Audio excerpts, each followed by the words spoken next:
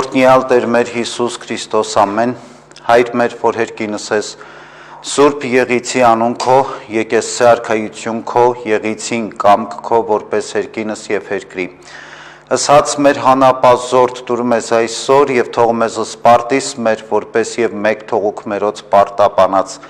եւ մի տանիրս մեզի փորձություն, այլ փրկյազ մեզի չարեզի քո արքայություն եւ զորություն եւ փառք հավիտյանս ամեն։ Իմաստություն հոր Հիսուս, դուր ինձ իմաստությունս բարիս խորել եւ խոսել եւ գործել առաջի քո ամենայն ժամ։ Իչար խորհրդոցի բանից եւ ի գործոս փրկյազիս եւ ողորմյա քո արարածոց եւ ինձ բազմամեղիս։ Ամեն։ Համեցեք։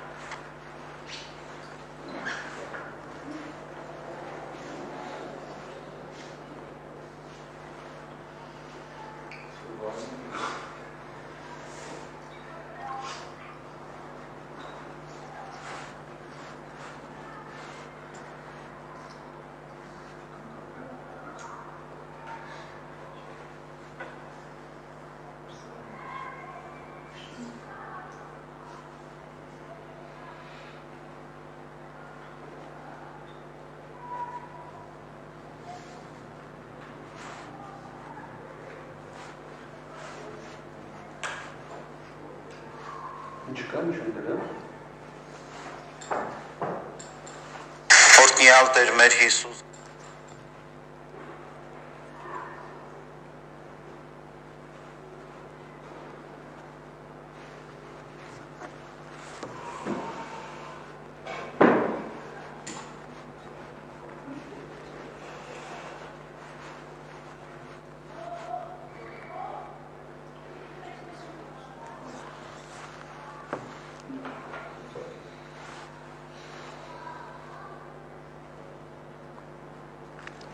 Լավ,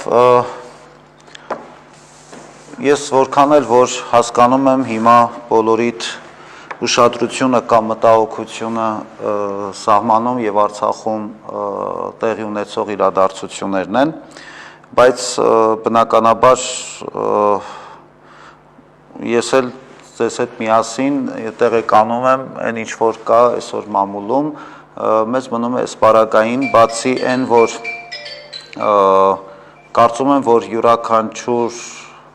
հայ այս պահին պատրաստ է անհնարինը անելու, ինչ որ պետք է։ Ես չասեմ, որ սա միայն հայրենիքի նկատմամբ պարտք է, այլ յուրաքանչյուրիս ապրելու իմաստն է այս պայքարը, ուրեմն բացի այդ պատրաստակամությունը, որ յուրաքանչյուր հայ մարդ կարող է ունենալ, այս պահին այդ ամենին զուգահեռ նաև մենք մեր աղոթքներում հիշենք մեր զինվորներին, մենք մեր աղոթքներում խնդրենք, որ Աստված ամուր ու հաստատուն պահի եւ մեր սահմանները եւ նաև հայ զինվորին։ Բնականաբար կորուստների մասին ցավով ենք այս պահին տեղեկանում, բայց ամեն դեպքում հիմա մենք փորձենք ավելի մեր այսօրվա թեմային անդրադառնալ, որովհետև ամեն դեպքում մեր հոգևոր կյանքի ամբողջ փորձառությունը, պատրաստակամությունը, աստվածային պատվիրաններով եւ Սուրբ Հոգու առաջնորդությամբ ապրելու։ Կարծում եմ, որ յուրաքանչյուրիս առաջնորդում է նաև պայքարի, այն արդար պայքարի, որը եւ նյութական տեսանելի թշնամու դեմ է եւ նաեւ աներևույթ թշնամու դեմ է։ Հետևաբար, երբ որ մենք աղոթում ենք, թե Տեր մեզ հեռու պահիր կամ փրկիր տեսանելի եւ անտեսանելի թշնամիներից, ուրեմն ցավոք սրտի այսօր մենք նաեւ տեսանելի թշնամու դեմ պայքարի մեջ ենք եւ դա Աստված, որ եւ հավատում ենք եւ վստահ ենք, որ պիտի հաղթանակած դուրս գանք, որովհետեւ բացի այն, որ յուրաքանչյուրս փորձում ենք կամ յուրաքանչյուր մարդ կարծում եմ, որ իրեն հայ է համարում, պատրաստակամ է անելու անհնարինը, ոչ թե հնարավորը այս պայքարի մեջ։ Եվ կարծում եմ հենց դրանով է արդարացված այս պայքարը, որ մենք անում ենք ոչ թե հնարավորը, այլ անհնարինը։ Եվ բացի դա նաև մեր հոգևոր պայքարի մեջ էլ ավելի մենք կարիք ունենք Սուրբ Հոգու առաջնորդությանը, Սուրբ Հոգու ներգործությանը յուրաքանչյուրիս կյանքում եւ բնականաբար նաև մենք այսօր պիտի խոսենք Սուրբ Հոգու մասին, որովհետեւ Գործք առաքելոցի երկրորդ գլուխը կոնկրետ անդրադառնում է լեզվախոսության, Պենտեկոստեի պատմությանը, ինչին կարծում եմ շատերդ ծանոթ եք, թե ինչպես վերնատան մեջ համախմբված առաքյալների վրա իջավ Սուրբ Հոգին հրեղեն լեզուների տեսքով։ Առհասարակ Պենտեկոստեի տոնը հրեական նախ տոն էր, գիտեք, որ հրեաները ունեին 3 կարևոր տոներ, որ ունեին շատ տոներ եւ նույնքան կարևոր, բայց այսպիսի մի կանոն կար։ Յուրաքանչյուր հրեա տղամարդ, ով ապրում էր 30 կիլոմետր շառավղով Երուսաղեմից, պարտավոր էր գոնե 3 կարևոր 3 տոներին լինելու Երուսաղեմում եւ մասնակցելու Երուսաղեմում այդ տոնակատարություններին։ Այդ 3 տոները բնականաբար Զատիկն էր ամենամեծ տոնը, Պենտեկոստեն եւ տաղավարահարած տոները։ Դե հասկանալի է, Զատիկը ինչ տոն է, գիտեք, Եգիպտոսից հրեա ժողովրդի դուրս գալու, փարավոնի իշխանությունից զատվելու տոններ հիմքում, Պենտեկոստեն Պենտեկոստեի տոնը 2 կարևոր իմաստ ուներ, առաջինը պատմական, որտեղ այս տոնի հիմքում Մովսեսին օրենքի տվչություններ Սինա լեռան վրա, կրկին հիշում եք, էլի կապված այդ հրեա ժողովրդի անապատում դեգերումների հետ, երբ որ Սինա լեռան վրա Աստված Մովսեսին տվեց 10-բանյա պատվիրանները, եւ նաեւ հողագործական կամ տնտեսական իմաստ ուներ այս տոնը, որովհետև Պենտեկոստեի տոնի ժամանակ սովորաբար զոհաբերում էին հաց, ի նշան գերախտագիտության, այն բերքի ու բարիքի համար, որ տարվա ընթացքում հողագործ մարդիկ ստացել էին բնությունից եւ իրենց այգիները մշակելուց։ Հենց Պենտեկոստեի տոնի ժամանակ եղավ Սուրբ Հոգու էջքը առաքյալների վրա վերնատան մեջ։ Բայց ինչի մասին է խոսքը այստեղ առհասարակ։ Գիտեք, որ Պենտեկոստեի տոնը եւ պատմությունը, որ Սուրբ Հոգին իջավ առաքյալների վրա եւ առաքյալները սկսեցին նոտար լեզուներով խոսել, սա հիմք հանդիսացավ հետագայում շատ աղանդավորների, տարբեր կրոնական կազմակերպությունների արդարացնել իրենց լեզվախոսությունը, էքստազիկ վիճակում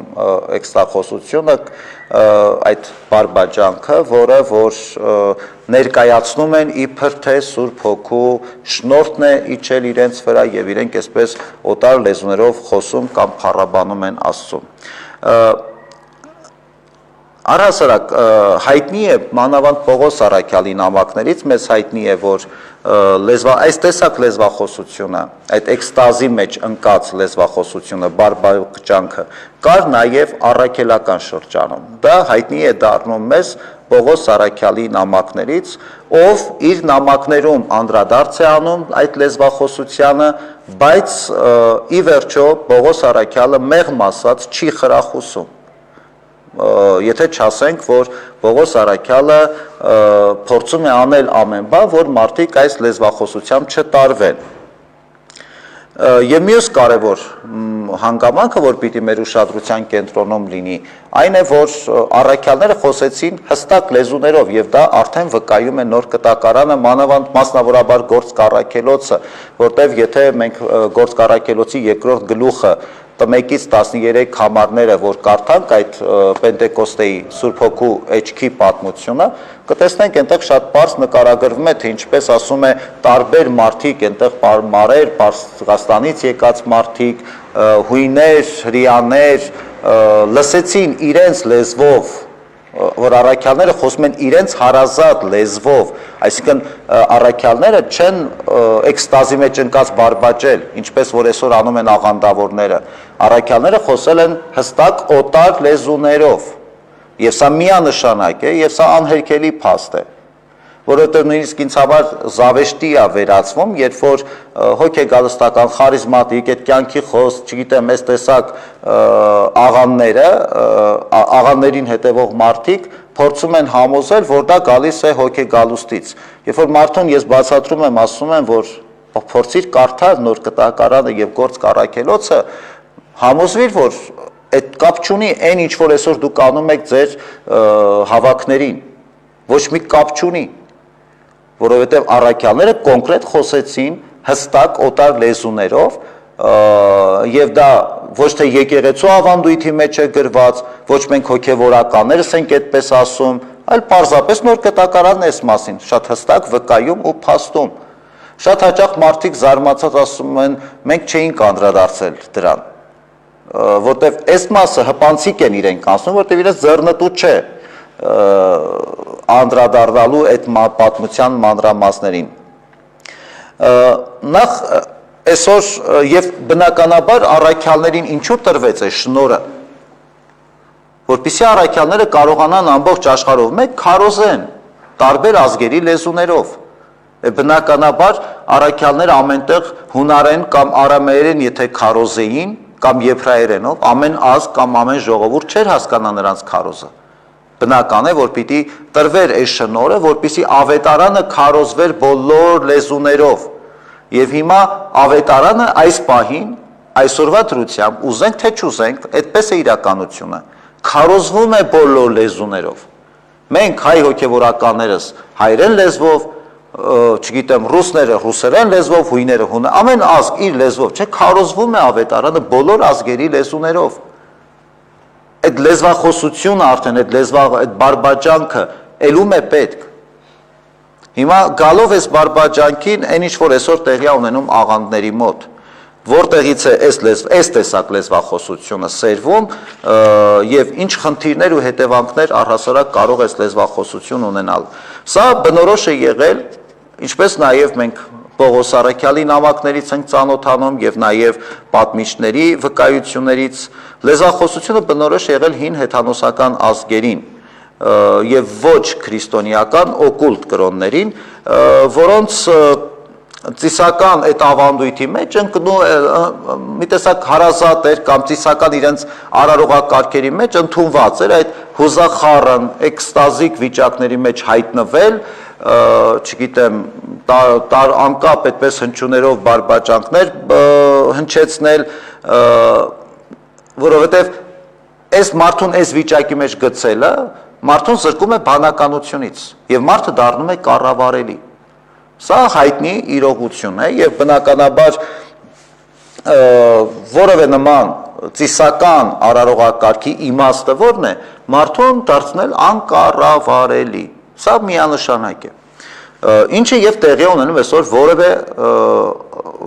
աղանդների մեջ, որտեղ որ կա ընդունված է այս լեզվախոսությունը։ Չգիտեմ, շատ մարդիկ գուցե ձեզանից ոմանք էլ երբևէ եղել են կամ ականատեսն են եղել այսպիսի իրավիճակի եւ ինքներդ էլ տեսել եք, որ մարդը այդ այդ հոգեվիճակում դառնում է, չգիտեմ, բանականությունից զուրկ եւ այդ մարդու հետ ինչպես ուզես կարող ես վարվել։ Եվ հեթանոսական հավատալիքների համաձայն Աստված հեթանոսների մոտ կար այսպիսի մի պատկերացում, որ Աստված միայն այդ վիճակում ընկած մարդուն կարող է իր դրոշմը թողնել այդ մարդու կյանքում։ Այսինքն դու պետք է ընկնես այդ վիճակում, որ Աստված քո աղոթքները կամ քո ընծաները ընդունի, այլապես քո զոհաբերությունները կամ քո աղոթները անընդունելի կլինեն։ Լեզվախոսության ծեսը նաև օգտագործում էին հոգեպաշտները, որտեղ որ մարդիկ մի տեսակ մրցման մեջ էին ընկնում, թե ով ավելի շատ, այսպես կգնի այդ էքստազիկ վիճակի մեջ։ Այս լեզվախոսությունը նաև մոնտանական աղանդին շատ հատուկ երևույթ էր, շատ տարածված նաև մոնտանական աղանդի մեջ։ Հոգեգալստականները կամ խարիզմատները առհասարակ լեզվախոսության այս շնորը, ճակերտներով այս շնորը մեջտեղ բերելով անընդհատ ընդգծում են եւ անընդհատ շեշտը դնում են Սուրբ Հոգով մկրտություն ասելով, Սուրբ Հոգու մկրտություն ասելով այս երևույթի կամ այս իրողության վրա, եթե դու լեզուներ չես խոսում, այդ լեզվախոսությունը չունես, այդ շնորը, ուրեմն դու Սուրբ Հոգով մկրտված չես։ Եվ հետաքրքիր մի տեսակ այսպես իրողություն է տեղի ունենում, որտեղ նույն կյանքի խոսքաղանդի մոտ կա ըստ էության փաստացի կա 3 մկրտություն։ Իրենք ունեն 3 մկրտություն։ Թեև ամենտեղ խորամանկաբար եւ պարզագույն խաբեության դիմելով հայտարարում են, թե մենք նույն դավանանքն ենք, նույն հավատանքն ենք ընդունում ինչ-որ հայ եկեղեցին։ Իսկ եթե մենք նույն դավանանքի ենք, եթե ընդունենք իհարկե, նույն հավատամքն ենք ընդունում, մեր հավատամքի մեջ, այդ նույն հավատամքի մեջ, որ մենք ընդունում ենք եւ իբր թե կյանքի խոսք աղանդն է ընդունում, գրված է մենք հավատում ենք մեկ մկրտության։ Հիշում եք հավատամքի տեքստը, չէ՞։ Եվ հավատամքի մի մկրտություն։ Գոյություն ունի մեկ մկրտություն։ Բա որտեղից հանկարծ ծնվեց 3 մկրտություն։ Ջրի մկրտություն, հոգու մկրտություն եւ կրակի մկրտություն։ Ունեն 3 մկրտություն, կյանքի խոսքը։ Հոգու մկրտություն, դե ջրի մկրտությունը այդ ապաշխարությունն է եւ այլն, հոգու մկրտությունը լեզվախոսությունն է, կրակի մկրտությունը թարգմանության շնորհ, այսինքն հանկարծ ինչ որ իրենց մեջ կան հովիվներ, ճակերտավոր հովիվներ, որոնք իբր թե կարողանում են թարգմանել այն ինչ որ մարդիկ բարբաճում են, ինչը իհարկե ոչ մի կերպ իրականությանը չի կարող համապատասխանել եւ որևէ կերպ այդ բարբաճանքը հնարավոր չէ թարգմանել, որտեղ ոչ մի լեզու կամ ոչ մի տրամաբանություն այդ բարբաճան եւ միտք որպես այդպիսին այդ բարբաճանքի մեջ չկա։ Ես մի անգամ առիթ ունեցա մի այդպիսի աղանդավորի բարբաճանքը լսել, ուզեց ինձ ցույց տա, որ ինքը լեզուներով խոսում է։ Գիտեք ինչ էր, հայրմերն էր իբր թե աղոթում, հայրմերի մի երկու բառը աղոթում էր մեր աշխարհաբարով, հետո փոխեց գրաբարով, հետո ռուսերենով, հետո հունարենով, բայց գիտեք այն որ մեզ փոքր հասակում անգլերեն էին սովորացնում, ասում այնպես խոսա, որ բերատմիջ կարծեք թե տաք կարտոֆիլա, չէ, այդպիսի բան եմ հիշում ես, ասենք իրանք դիտմամբ այդպես բառերը ծռմռում են, հազիվ պիտի ուշադիր լինես, որ դու հասկանաս սա գրաբար, սա ռուսերեն է կամ չգիտեմ, սա անգլերեն է, դե բնականաբար այսօր մարդը որ ընդհանրապես անգլերեն չգիտի, ասենց շատ լսելով հեռակակարգով ոնց կծռմռի բառերը, կաղավաղի շատ ընդհանուր մոտավորապես հասկանում ես, որ սա նման է անգլերենին, սա նման է ռուսերեն, այսինքն հայրմեր էր աղոթում այս մարդը, իբր թե, ասենք ամեն մի բառը մի լեզվով, այն էլ կիսա թլիկ, կիսա չգիտես ինչ ձևով, եւ սա ներկայացվում է որպես աղոթ Սուրբ Հոգով։ Չգիտեմ, գիտեք, ես միշտ ասում եմ, որ այո, հնարավոր է, որ հոգեվոր կյանքում մարդը որոշակի շեղումների մեջ հայտնվի։ Հնարավոր է, որ մարդը հոգևոր կյանքում որոշակի ճշմարտությունների վերաբերյալ ունենա սխալ դիրքորոշումներ։ Հնարավոր է, ինչի մենք չենք սխալվում։ Բոլորս էլ սխալվում ենք, լինում է, չէ։ Բայց գիտեք, այդ սխալվելն էլ չափ ունի։ Հասկանում եք, հոգևոր կյանքում կարող ենք մենք էլ շատ հաճախ անտրամաբանական դրսևորումներ ունենալ։ բայց էդ էլ չափ ունի, ես չեմ ասում դա ճիշտ է, ես չեմ արդարացնում առհասարակ սխալը կամ անտրամաբանական որևէ դրսևորում, բայց ախր դա էլ չափ ունի։ Գոնե այդքան, այսինքն գիտեք, երբ որ մարդը դիտավորյալ փորձում է աղավաղել ճշմարտություններն ու իրականությունները եւ ոչ մի կերպ չի ուզում արդար եւ արթուն բանականությամբ ավելի ճիշտ վերանայել իր կեցվածքը եւ այս դեպքում ես անկեղծ ասած ինձ համար մի քիչ անհասկանալի է եւ մյուս կարեւոր հանգամանքը որ այսօրվա աղանդավորները պնդում են դեռ այդքան էլ բավական չի որ այդ լեզվախոսությունը իրենց ոչ մի կապ չունի Հոգի Գալստյան հետ, բայց նաև պնդում են, որ Սուրբ Հոգու շնորհը դա կոնկրետ մենակ լեզվախոսությամբ է։ Միայն։ Այսինքն եթե դու լեզուներ չես խոսում, ուրեմն դու Սուրբ Հոգու շնորհներ չունես։ Այնինչ Պողոս Առաքյալը շատ հստակ, եւ ոչ միայն Պողոս Առաքյալը, Նոր Կտակարանում շատ հստակ է ընդգծվում, որ Սուրբ Հոգին տալիս է տարբեր շնորհներ մարդկանց, այնպես ինչպես որ ինքն է կամենում, ոչ թե որ ինչպես մենք ենք կամենում։ Երբ որ մենք ասում ենք, չէ, Տեր Աստված, ինձ տուր լեզուներ խոսելու շնորհ, ես անպայման դա եմ ուզում, մենք ստացվում է ուրեմն բռնանում ենք Աստծո կամքին։ Բայց չէ որ նույն Պողոս Առաքյալն է ասում, որ շնորհներ բաշխում են նույն Հոգին, կա տարբեր շնորհներ, չէ, հիշում եք Պողոս Առաքյալի խոսքը, որ վարդապետության, բժշկության, քարոզչության, բայց այս բոլոր շնորհները Սուրբ Հոգին ինքն է բաշխում այնպես, ինչպես որ ինքը կամենում է։ Եվ բազմաթիվ օրինակներ կան եւ Գործք առաքելոցում, եւ առաքելական նամակներում, որտեղ որ ասում է, չէ, Սուրբ Հոգին իջավ այս մարդու վրա եւ այս մարդը մարգարեություն արեց, այս մարդը բժշկություն արեց, այսինքն Սուրբ Հոգին տարբեր շնորհներ է բաշխում մարդկանց այնպես որ ինչպես որ ինքն է կամենում եւ ինչպես որ Սուրբ Հոգին է որոշում, այդ մենք չենք որոշում, թե ում ինչ շնորհ պիտի տա Աստված։ Եվ բնականաբար ինչու է կարևորվում այսքան լեզվախոսությունը, եթե որևէ աղանդի հարեցիր, որտեղ կա այս լեզվախոսության ախտը, պարտադրում են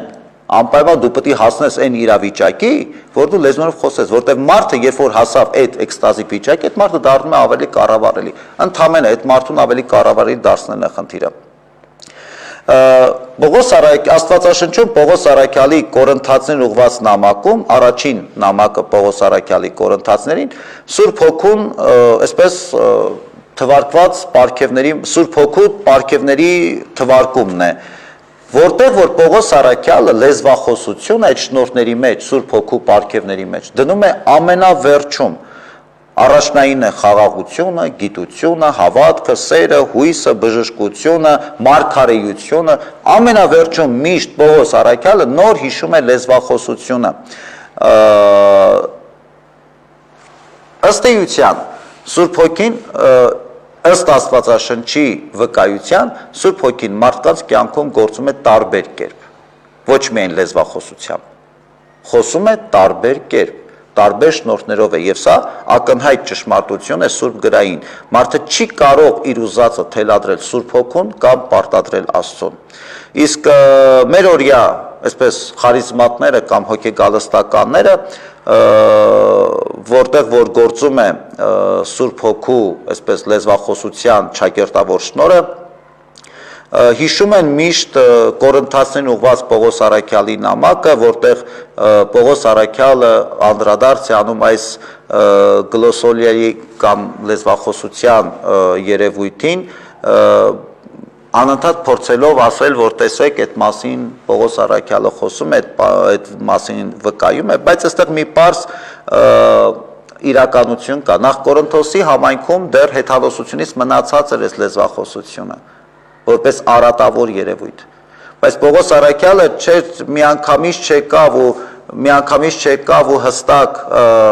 միանգամից չեկավ ու հստակ ընդգծեց, որ դա սխալ է, դա վատ է, դա միանշանակ չի կարելի, բայց քիչ-քիչ ժամանակի ընթացքում Պողոս Առաքյալը փորձեց մարդկանց գիտակցությանը հասնել, որ շատ ավելի կարևոր շնորհներ կար, որտեղ եթե Պողոս Առաքյալը միանգամից Կորինթոսի համայնքին ասեր, որ չի կարելի,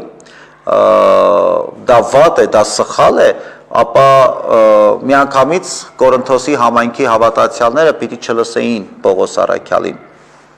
Եվ Կորինթոսը գտնվելով առևտրային, այսպես ճանապարհների խաչմերուկին, ունենալով զարգացած առևտուր, հարուստ քաղաք էր եւ մի տեսակ խաչմերուկ էր տարբեր ազգերի համար, իր ժամանակին առաքելական շրջանում մի տեսակ մարմնավորում էր անբարոյական կյանքը, այնտեղ շատ տարածված էր անբարոյական դրսևորումները, բարքերը, երևույթները եւ այլն եւ այլն, եւ առհասարակ առաքյալների ժամանակ Կորինթոսը համարվել էր անառակների, հարբեցողների, ընկալվում էր որպես այդպես, հա, հարբեցողների, անառակների խորհրդանիշ, որպես սիմվոլ կամ որպես տարածք։ Պողոսի Կորինթացիներին ուղված նամակից մենք տեղեկանում ենք առհասարակ բոլոր Կորինթացին ուղված ամբողջ նամակը, եթե Պողոս Առաքյալի մենք նայելու լինենք, այնտեղից մենք տեղեկանում ենք, որ ինչքան հնարավոր առատավոր բարքեր կային, անցել էին նաև քրիստոնեական համայնքների մեջ, դրանք բնականաբար նաև իրենց ազդեցությունն էին ունեցել, եւ եթե Պողոս Առաքյալի նամակները, կոնկրետ Կորինթացին ուղված նամակը կարդաք, կտեսնեք, որ ինքը մեկ առ մեկ այդ առատներին քիչ-քիչ Պողոս Առաքյալը անդրադառնում է, փորձելով համայնքից, քրիստոնեական համայնքից արմատախիլ անել այդ առատները։ Առաքյալը երբևէ չէր ասում հստակ ու կոնկրետ Կորինթացիներին ուղված նամակում, որ չի կարելի ու վերջ, բայց միշտ ասում էր ավելի լավ է լեզվախոսությունից, ավելի լավ է մարգարեության շնորհը, ավելի լավ է սերը, ավելի լավ է բժշկությունը, ավելի լավ է քարոզչությունը, վարդապետությունը, քան թե լեզվախոսությունը։ Եվ շատ այսպես նուրբ ձևով բերում էր նրան, որ եկեք ավելի լավագույն շնորհների վրա կենտրոնացեք եւ դրան այն շնորհները, որոնք կծառայեն եկեղեցու շինության համար։ Եվ Պողոս Առաքյալը շատ այսպես մի տեսակ հստակորեն մարդկանց գիտակցությանն էր բերում այն, որ եթե պատկերացրեք մտնեն ձեր համայնք ու տեսնեն բոլորը լեզվախոսությամբ եք տարված, պետք է ասեն դուք գժվել եք, որտեղ տեսնեն բարբաճում եք ինչ-որ անհասկանալի լեզուներով, ավելի լավ չէ մարգարեանակ, մարգարեություն դե Աստծո խոսքը խոսելն է, Աստծո պատգամները փոխանցելն է, այսինքն մարդը լսի, հասկանա Աստծո խոսքը, Աստծո կամքը։ Եվ Պողոս Առաքյալը բազմաթիվ անգամներ իր նամակում հենց սրան է փորձում անդրադառնալ, որ եկեք ավելի լավ շնորհներ կա։ Ոչ թե անպայման հենց պետքա մենք խոսենք օտար լեզուներով, ճակերտներով խոսենք, որտեղ իրականում դա խոսք չէր։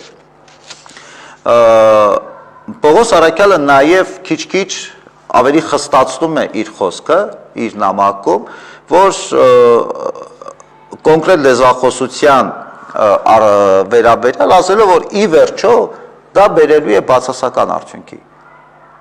Նորադարձ քրիստոնյան գալու է դա տեսնի ու չդառնա քրիստոնյա, հիասթափի քրիստոնեությունից։ Հետևաբար շատ ավելի կոչ է անում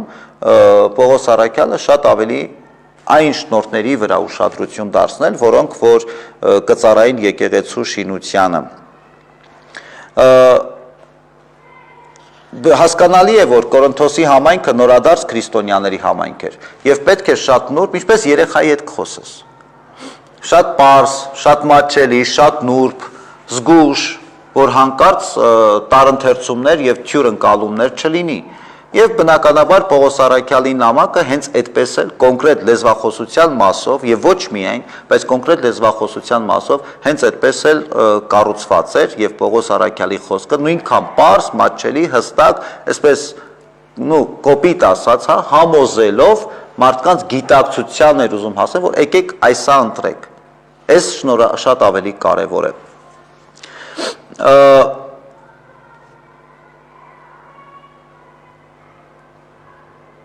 Եվ ի վերջո Պողոս Առաքյալի ամենակարևոր շեշտադրումը որն էր, որ լեզվախոսության հետ կապված, որ ավելի լավ է ես խոսեմ, հա, 5 բառ հասկանալով, քան 10 նախադասություն առանց հասկանալու։ Եվ սա շատ կարևոր է։ Ինչ է նշանակում ես այսպես էքստազի մեջ ընկած աղոթում եմ, որ իբր թե սատանան չհասկանա, չգայթակղի, չգիտեմ, անկեղծ ասած սա այնքան պարզունակ ու մեղմ ասած պրիմիտիվ մոտեցում է եւ բացատրություն է լեզվախոսության։ Գիտեք, ոչ մի ուղիղ անկեղծ աղոթք Սատանան չի էլ կարող հասկանալ։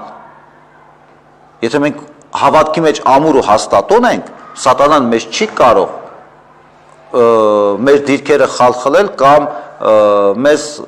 կայթակության մեջ գցել։ Եթե մենք գիտենք ինչ ենք ուզում, սատանան ավելի շատ օգտվում է հենց նրանից, երբ որ մենք չգիտենք ինչ ենք ուզում։ Այստեղ է որ չարի կայթակությունները ավելի մեր կյանքում կարող են որոշիչ լինել։ Բայց եթե մարդը հստակ գիտի, որ ինքը հավատում է Աստծուն, որ ինքը հստակորեն գիտի, որ ձգտում է լույսին,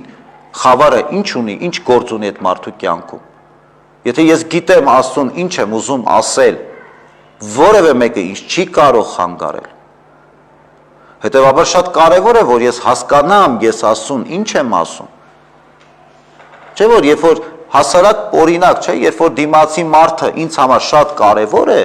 ես փորձում եմ իմ խոսքը կառուցել ավելի հստակ, ավելի կիրթ, ավելի գրագետ, խոսել հնարավորինս գեղեցիկ, եւ դրանով ես իմ հարգանքն եմ դրսևորում դիմացինի նկատմամբ, չէ, ես ժարգոնով չեմ խոսի, չգիտեմ, ոչ վայել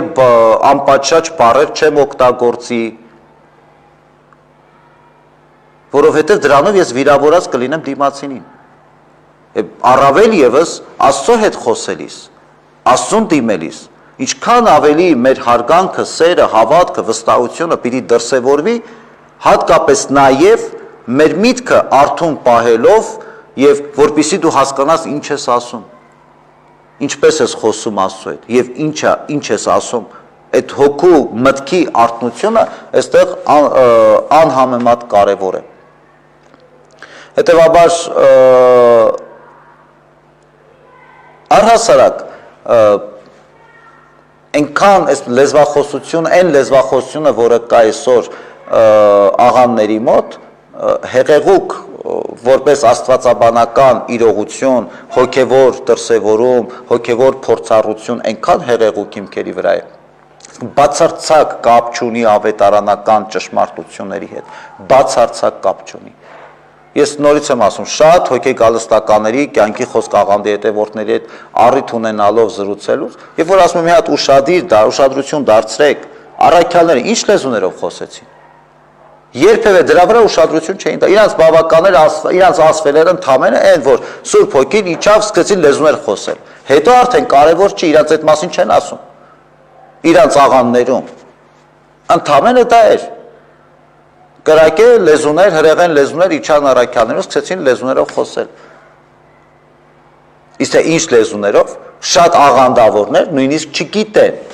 որտեղ իրենց այդ մասին չի ասվել եւ չի սովորեցրել։ Հետևաբար աղոթքը առհասարակ Աստծո հետ գիտեք, որ մեր զրույցն է Աստծո հետ։ Եթե մենք անում ենք աղոթքի, մեզ համար շատ հստակ է ու շատ կարևոր է, թե մենք ինչ ենք ասում։ Ինչի՞ ես պիտի օտար լեզվով խոսեմ։ Օրինակ, ես գիտեմ, օրինակ ռուսերեն։ Դա էլ այդ բարբաճանքը չի, չէ՞, նորմալ լեզու է, օտար լեզու է։ Բայց ես ձեզանից որևէ մեկի հետ ռուսերեն չեմ խոսում։ Ես խոսում եմ իմ մայրենի լեզվով, ինձ հասկանալի լեզվով, ինչի պետք է ես ռուսերեն խոսեմ ձեզ հետ։ Ես կարծում եմ, որ հիմա ես ռուսերեն խոսեմ որևէ մեկի հետ, նույնիսկ կծիծաղեք ինձ վրա, կմտածեք ես կատակ եմ անում։ Կամ լուրջ չեք վերաբերվի։ Ուրիշ բան, եթե ես լինեմ ռուսախոս, դրա մասին չի խոսքը։ Բայց իմ մայրենի լեզուն սա է, ամեն մարդ աղոթում է իր մայրենի լեզվով, որտեղ դա միակ լեզուն է, որտեղ դու հասկանալի ես մինչև վերջ, որտեղ դու կարող ես հստակ վերահսկել քո միտքը եւ հստակ ուղղորդված քո միտքը արտահայտել։ Աստված կարծում եմ սրան արժանի է։ Թեթևամտորեն Աստծուն վերաբերվել, թեթևամտորեն Աստծուն ինչ-որ բան ասել, այդ աղոթքը այնպես չի, որ եկանք, ներկա գտնվեցինք, գնացինք։ Որևէ աղանդի մոտ այդ խնդիրն է, կարևորը ներկա գտնվելն է, այդ համայնքում, այդ ճակերտավոր պաշտամունքի ժամանակ, շատ հաճախ դիվային պաշտամունքի ժամանակ ներկա գտնվելն է, ընդամենը գլխաքանակա պետք է ապահովել։ Մեր եկեղեցին չունի այդ գլխաքանակ ապահովելու հանգամանքը։ որտեղ մարդը գլխաքանակ չի, մարդը հոգի է։ Ամեն մարդ այն էակն է, ում համար Քրիստոս իր կյանքը տվեց։ Ամեն մարդ մի ամբողջ տիեզերք է, մի ամբողջ աշխարհ է։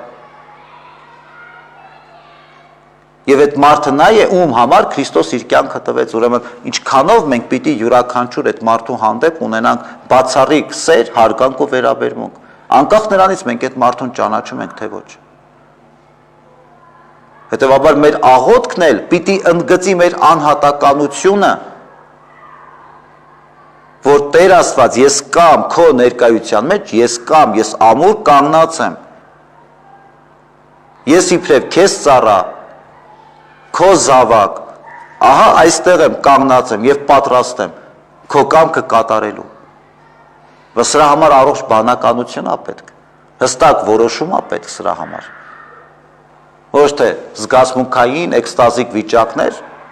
որտեղ մարդը չի հասկանում, թե ինչ կարող է անել եւ ինչ չի կարող անել։ Լեգիտիմության հետ կապված այսքանը, ես ճիշտ ասած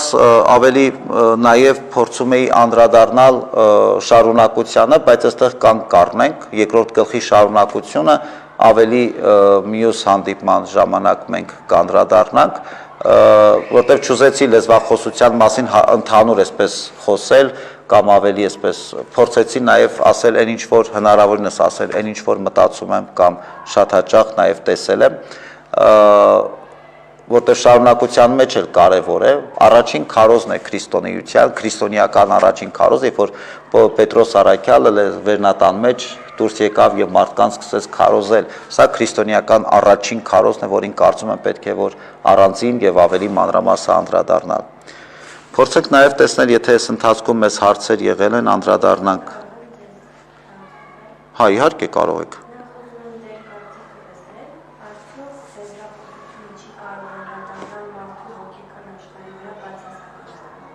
Երկրորդը, օրինակ ավետարանական եկեղեցում, ասում են, որ մեր հետ մկրտությունը ջրի մկրտություն է։ Այո։ Եվ ճիշտը դա է,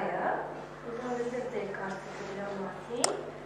եւ արդյոք այնտեղի հովիվները իրավունք ունեն մարդկանց մկրտել։ Նախ որևէ հովիվ, այսպես կոչված հովիվ, կլինի աղանդի, կլինի ավետարանական հարանվանությամբ որևէ կրոնական կազմակերպության իրավունք չունի մկրտություն կատարելով, որտեղ այդ իշխանությունը Քրիստոսից չունի։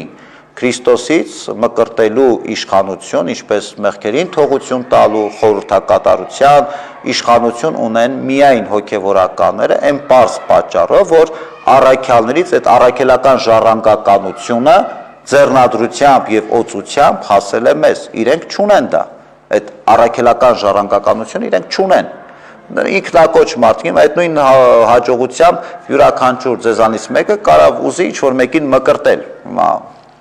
ծեսը սովորելը դժվար չի, բայց որքանով դա վավերական է, այդ հարցի արդեն մյուս կողմն է։ Իհարկե իրավունք չունեն եւ ջրի մկրտությունը որևէ տեղ աղանդների մոտ անվավեր է եւ դա մկրտություն չի իրականում, մարդիկ խաբված են այս դեպքում։ Իսկ լեզվախոսությունը միանշանակ մարդու հոգեկան եւ հուզական աշխարհին միանշանակ վնասակար է եւ մարդուն հավասարակշռությունից եւ առողջ բանականությունից զրկում է։ Ինչպես կարող է նաև կարող է, բայց չի կարելի ասել, որ միանշանակ նույնական են։ Հնարավոր է, որ որոշակի տարեր էլեմենտներ լինեն, բայց միանշանակ 100%-ով նույնական չեն։ Մի րոպե, այստեղ մի հարց կա, դրան հետո, հա, քո հարցին, հեվա։ Ինչու աղանդների դեմ պայքարը չի բերվում օրինական դաշտ։ Օրինակ Ռուսաստանում եւ այ վկաներին քրեական պատասխանատվության։ Գիտեք, ես չեմ կարծում, որ այս մասին կարող ենք այսպես միանշանակ համոզիչ պատասխան տալ, բայց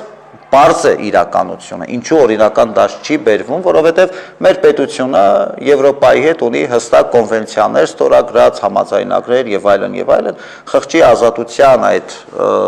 տրամաբանության եւ այդ սկզբունքի շրջանակներում թույլատրել տարբեր կրոնական կազմակերպությունների գալ, գրանցվել, այլապես մենք կհամարվենք, եթե մենք ուզում ենք մտնել եվրոինտեգրման մեջ որոշակի հաջողություններ ունենանք, ուրեմն Եվրոպայի այդ պահանջն է, հետեւաբար մեր պետությունը ոչ թե չի կարող, չի ուզում օրինական դաշտում կամ օրենքներով կամ իրավական առումով արգելքներ դնի, չի ուզում եւ չի անի, հետեւաբար այստեղ մնում է վերահսկումը աղանների, որտեվ եթե հոգեվորսությունը ձևակերպեն որպես իրավական տերմին եւ արգելվածնի հոգեվորսությունը եւ բովանդակային առումով հստակեցվածնի ինչ է հոգեվորսությունը, ես կարծում Հայաստանում աղաները շատ արագ կմարեն, բայց քանի որ դա չի արվում կամ չեն ուզում ամեն պատկան մարմինները շատ հաճախ, մենք այս խնդրի առաջ կանգնած ենք։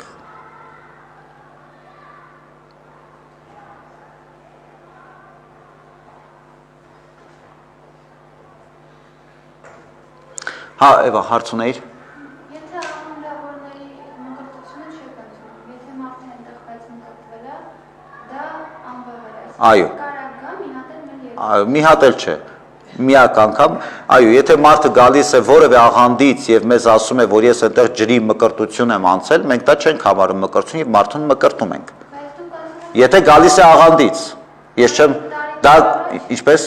Ասում եք, որ տարիներ առաջ խմբակային մկրտություններ են արվել, իսկ հիմա դա չի կարելի։ Իսկ եթե ինձ խմբակային է մկրտել, ես ինչի իրավունք չունեմ երկրորդ։ Չէ, որովհետեւ քեզ քահանա է մկրտել։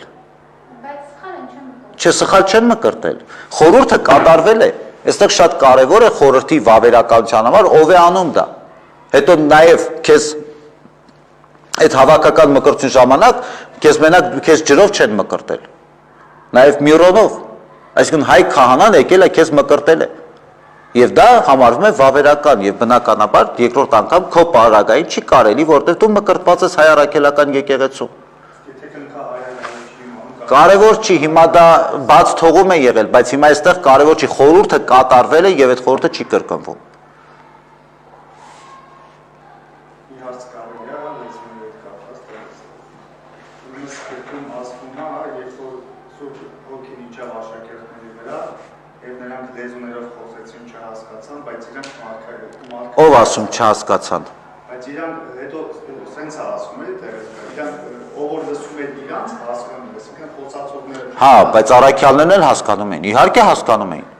դեռ լսողներն էին հասկանում, Իրենք էլ հասկանում էին։ իրենք էլ հասկանում Միանշանակ։ Իրանց հարցը սենցն է, աղանդեն հետ առնչվել են, իրանք սենց մեջբերում են անում ու շատ գեղեցիկ ձևով, ոնց որ սողոսկում են, էլի, ասում են ոնց է, որ դուք օրինակ իտալերեն, ֆինալեն չգիտեք, այդ բառը օրինակ Աստվածը ոնց է, էլի, ես այդ բառն եմ ասում, այդ բարբաջանքի մեջ նաև կարա լինի այդ աղոթքը, ինչ որ իրանց ստենցել է նաև համոզը, ինչ որ իտալացու համար եւ այլն սենց մեծ գեղեցիկ ձևով Հա, բայց դա գեղեցիկ չի, դա տգետ ձևով մեկ ձևակերպում, ախր ի՞նչ է նշանակում, ես իտալերեն չգիտեմ, իտալացու համար աղոթում եմ, ախր որտեղ է դեռ բանականություն։ Ես չեմ ասում դա ընդունում եմ ես, իրանք տենց համոզում Համաձայն եմ, բայց դա գեղեցիկ չի, դա տգետ ձևակերպում է։ Դե, հա։ Մեր համար չի գեղեցիկ, բայց իրանք դրանով Ոչ մի տեղ չկա ավետարանում այդպիսի տեղ հատված, որտեղից դու կարող ես բռնվել ու ասել, որ առաքյալները չէին հասկանում, ինչ էին իրանք խոսում։ Շատ լավ հասկանում էին, ինչ լեզվով էին խոսում եւ ինչ էին խոսում։ Նման բան չկա։ Այստեղ էլի հարց կա, ինչու Մարիամն ու Հովսեփ ամեն տարի գնում էին Երուսաղեմ։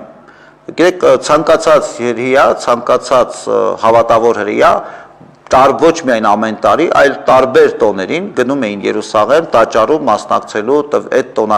տոնակատարություններին, որտեղ գիտեք, որ Սողոմոնի տաճարը միակն էր Երուսաղեմում էր եւ բոլոր հրեաները տարբեր վայրերից գալիս էին տաճարում զոհաբերություններ անելու։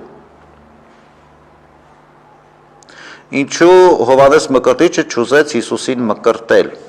Հովհաննես Մկրտիչը չուզեց մի պարզ պատճառ, որտեղ ինքն իրեն արժանի չհամարեց, որտեղ ճանաչելով, որ Քրիստոս Մեսիան է, Փրկիչն է, Աստծո որդին, շատ պարզ ասեց, որ ես քեզանից պիտի մկրտություն ընդունեմ, եւ դա էր պատճառը, որ ինքն իրեն արժանի չհամարեց։ Ինչպես հասկանանք, որ մարդ միայն հացով ոչ միայն հացով կապրի, այլ Աստծո խոսքով արտահայտությունը։ Շատ բարձ կարծում եմ պատգամ է աստվածային, որ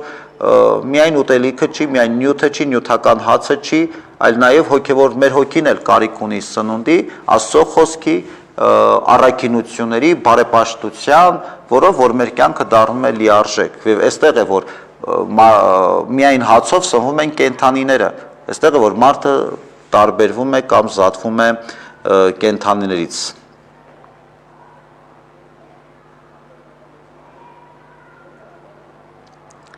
Շատ լավ, կարծեք թե հարցերը այսքանն էին, շնորհակալություն այսօրվա համար, որ եկաք, վերջում էլ մեր աղոթներում նորից հիշենք մեր զինվորներին, մեր սահմանների համար աղոթք բարձրացնենք առ Աստված եւ ամփոփենք, հա։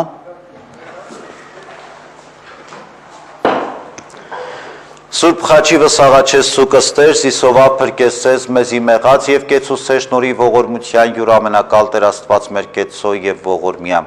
Պահպանիչ եւ հույս հավատացելոց Քրիստոս Աստված, պահյա, պահպանյա եւ օրհնյա ազգն հայոց, զինվորը, զորավարս, ընթովանյավ, սուրբ եւ պատվական խաչիքո, փրկյա, ազատյա, երևելի եւ հանրևույթ թշնամվույն, արժանավորյա, գոհությամբ փառավորել, ըստ Հայր եւ Որդի եւ Սուրբ Հոգիդ, այժմ եւ միշտ եւ հավիտյանս հավիտենից, ամեն։ Աստված պահապան ձեզ։